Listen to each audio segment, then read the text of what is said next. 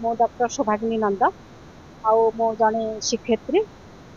सामूहिक आकाशवाणी जयपुर केन्द्र उपस्थापित जड़े न्यूज रीडर आउ साहित्य आज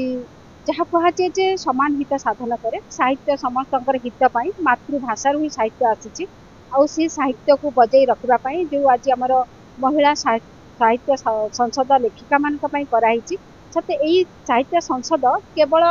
जो गोटे दिन नुहे प्रत्येक मसरे आम आम ओडिशार जो कवि लेखक अच्छा से जन्मदिन से श्राद्ध वार्षिकी सब आम पालन करें पुणी जो मैंने आज घर कोण अच्छा आज आपण मैंने आगर आसते देखी था एत से हृदय खोला जो नृत्य करुले से आम देखिपरूलु घर जहाँ व्यस्त बहुलता जीवन में आज आसी एठिकी बहुत खुशी पाई साहित्यर प्रचार प्रसार होगा सहित से किपरि जीवन को गृहिणी होगा सत्वे घर जंजाल थी सत्वे आज आज एठिकी आसी बहुत खुशी हो पार्टी आमर लक्ष्य जे पिला मानकु नहीं समस्त को आम किपरि साहित्य दिगरे आगे नेबु एवं सेमान जीवन में किसी खुशी देवाई चेष्टा कर प्रयास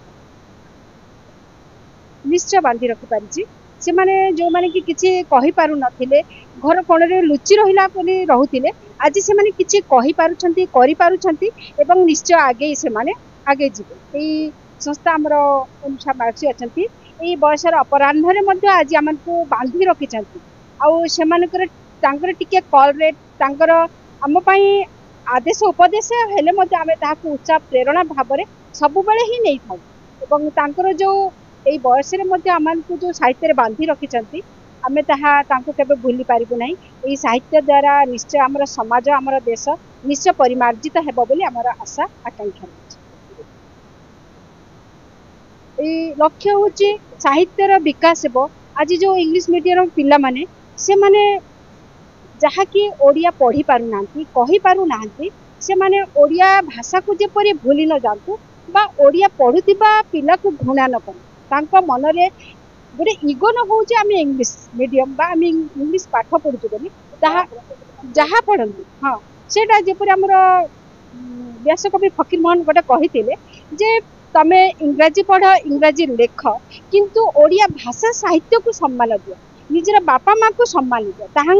जेपरि तांकर लक्ष्य थिला आज जो माने भाषा आंदोलन पाई लड़ाई करथिले आमे उत्कल गौरव मधुसूदन दास कहबा बा व्यासकवि फकीरमोहन सेनापति कहबा स्वभाव कवि गंगाधर मेहर कहबा आमे सेमानकर पदांक को मात्र अनुसरण करूछु एवं आगामी पीढ़ी पाई आमे सेमानको आह्वान करूछु जे ओडिया भाषा एपरि एक भाषा जहाँ कि मातृभाषा को सम्मान दिए माँ को सम्मान दिए एवं जहाँ किछि आज आम समाज रे आमर जो टीनेज कहबा बा ए युवा पीढ़ी माने अबाटरे जाउछंती ए साहित्य द्वारा आज से माने किपरि किछि शिखि पारिबे संस्कार पाई पारिबे।